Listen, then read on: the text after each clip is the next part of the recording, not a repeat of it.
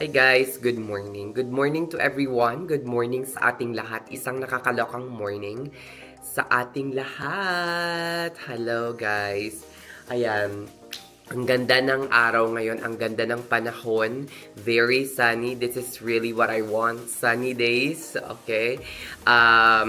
Thank you nga pala sa patuloy na mga, sumusuporta, nagsasubscribe sa aking channel. Thank you so much. Maraming salamat. And again, thank you sa Guzman family who had made, Tagalog na nga lang.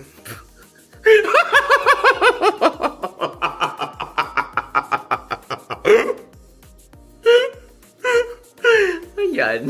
Shalak.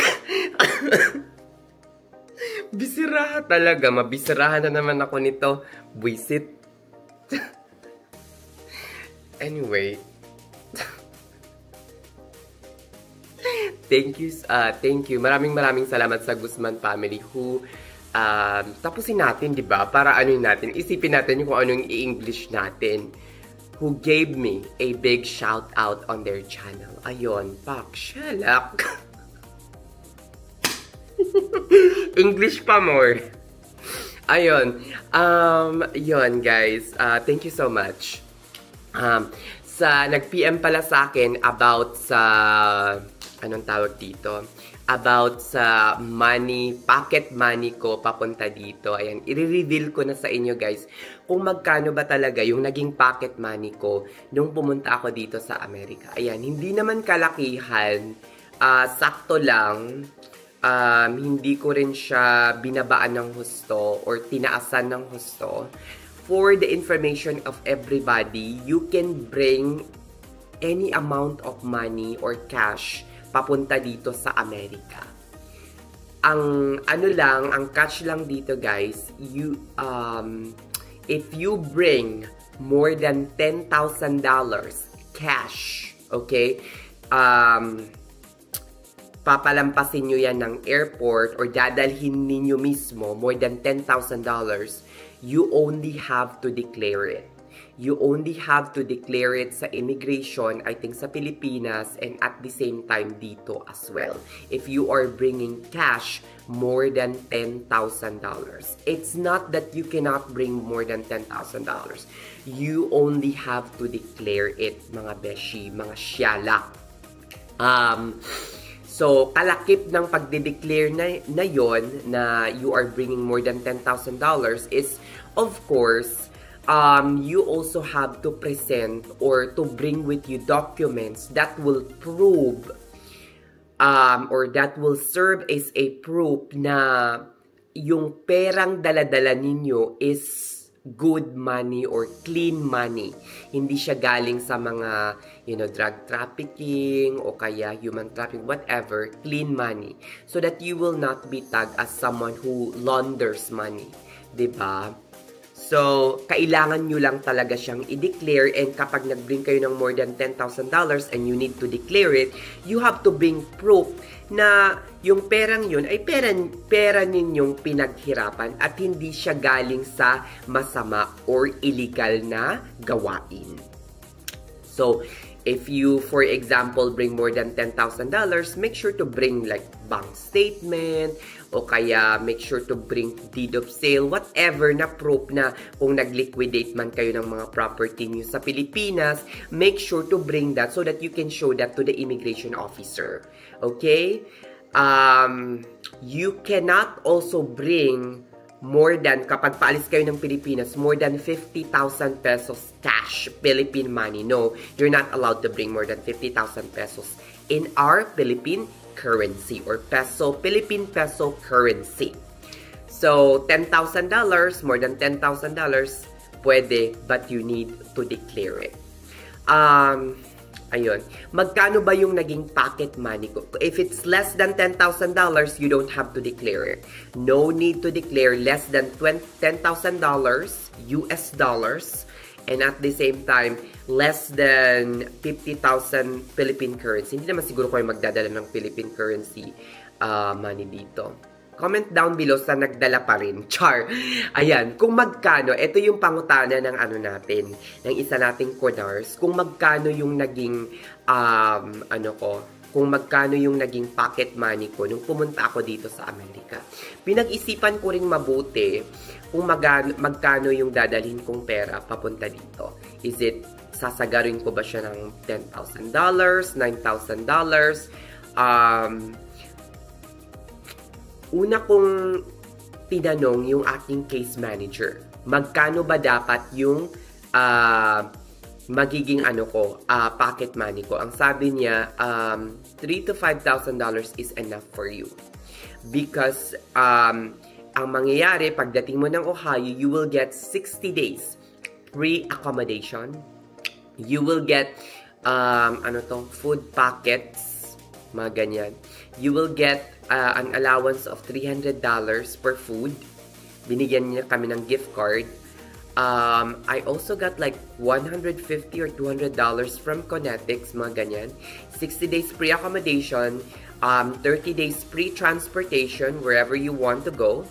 Yun yung naging free sa akin. So, and then after, dumating ako dito ng January 23, Feb 8 or Feb 13 ata, naka-receive after a week ata nun. Kasi Feb 13, tapos next week yung sahod, half lang yung nakuha ko. Of course, half ng first paycheck ko. Which is, trinabaho ko siya. Kasi nag-start ako ng Feb 13.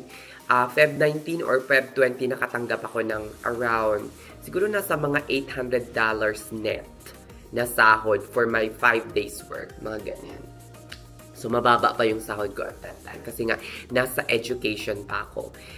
Education, hindi dahil kailangan kong mag-complete ng certain hours or subject, but because it's just an American language and culture, whatever, mga ganyan, for the first like 2 to 3 weeks. 2 weeks ata. So, ang dinala kong pocket money is around $4,500. $4,500, guys. At kung hindi ako nagkakamali, ang exchange rate nun is nasa $54 or $55 pa per $1. 54 to 55 pesos per $1.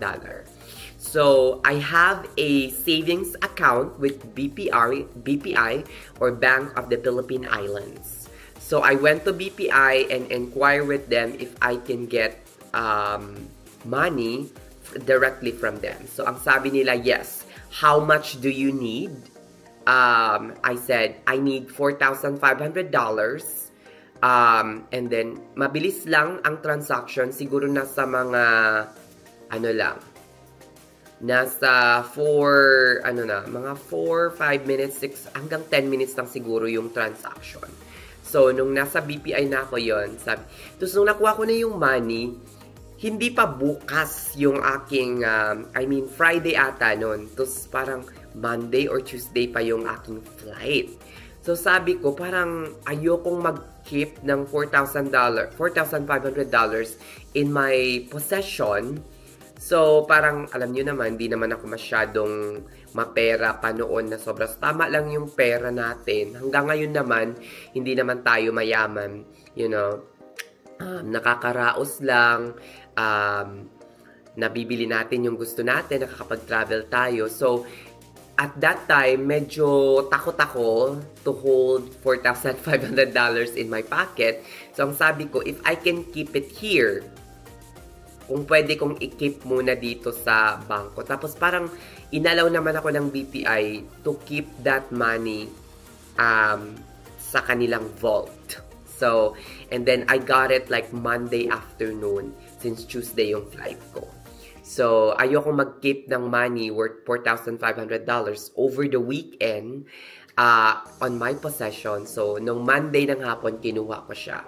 So, imagine kung hindi ko yun nakuha ng Monday ng hapon, or kung nagsarado yung BPI, or kung nagkabagyo, or man, I don't know what's gonna happen to my money. Char. Pero anyway, wala namang nangyari. So, yun, nakuha ko yung $4,500 na napa-convert na. Kasi ayoko magtaas-baba, taas-baba pa yung, yung dollar. So, yun. Tapos, dininak na lang, kinonvert nila into yung peso savings account ko. Pero, meron na akong, dollar account with BPI naman.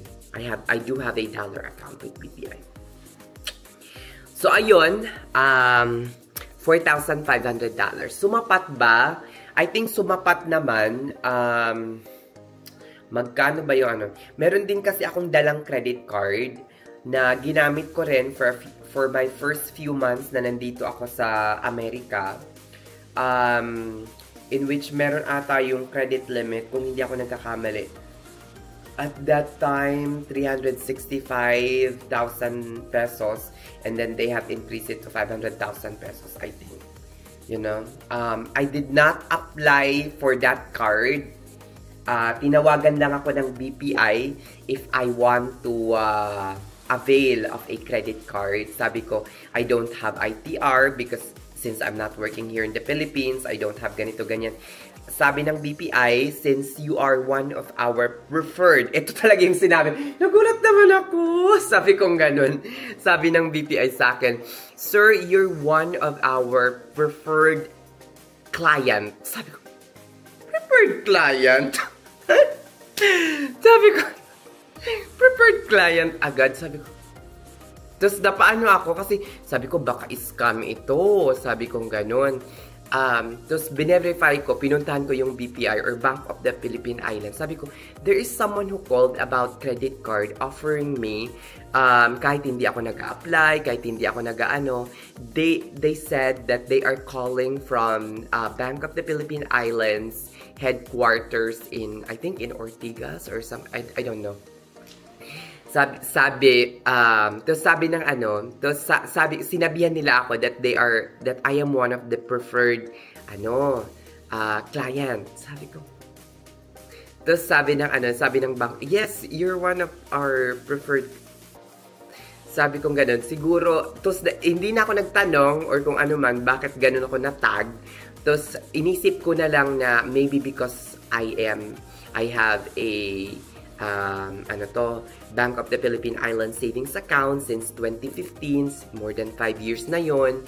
Tapos nagbabayad siguro ako ng marami ako mga transaction din on my BPI debit card. Siguro kaya ako natag as one of their preferred client. Ayun. So hindi ako nag-apply, walang kahirap-hirap na nakuha ko yung aking BPI credit card.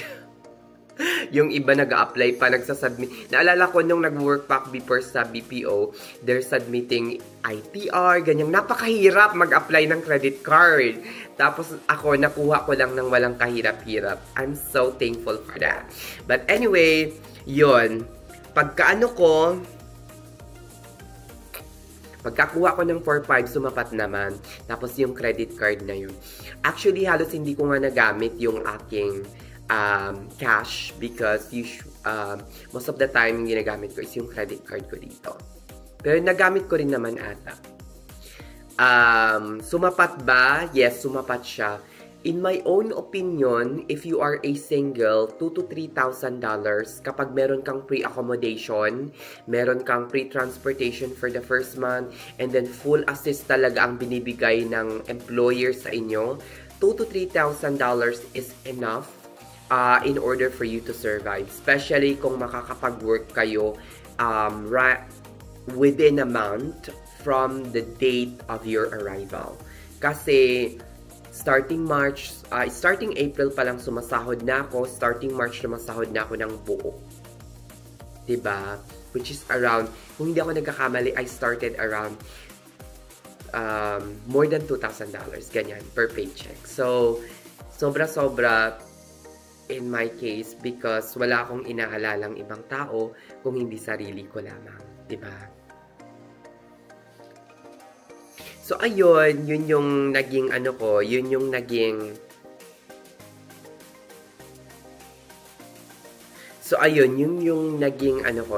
naging pocket money ko, which is $4,500. Sumapat naman. I was never asked by the immigration officer if magkano yung dala ko na pocket money. Nung lumagpas ako ng immigration, hindi nga tiningnan yung visa packet ko. Ang tiningnan lamang ay yung aking passport, in which nakalakip doon yung aking first time immigrant visa papuntang US. I paid travel tax for first time immigrant, pero nung bumalik ako ng Pilipinas and pabakasyon pa lang, no travel tax, no travel tax. Paulit-ulit kong sinasabi sa inyo, hindi lang citizen ang exempted from travel tax. Though ang kaibahan lamang, pag citizen ka na, you don't have to get travel exemption sa travel tax counter. Pag green card holder, you don't have to pay travel tax, but you have to get a travel tax exemption. O, diba? Travel tax exemption, mga beshi. O, ayan, hanggang dito na lang ang aking vlog, mga beshi. Thank you so much sa parating panonood, sa parating antabay sa aking mga vlog, kung magkano yung oh my God, next video natin, baka mag-ano ako ng full gastos ko, kung magkano ba talaga yung ginastos ko from NCLEX till nakarating ako dito sa Amerika. O, diba? Ayan, sa mga nagtatanong kung na-refund ko yung aking mga NCLEX, yung aking mga IELTS, yung mga immigration journey, yung immigration fees ko, yung mga IELTS ko, na-refund ko yan. Na-refund ko ata yan, but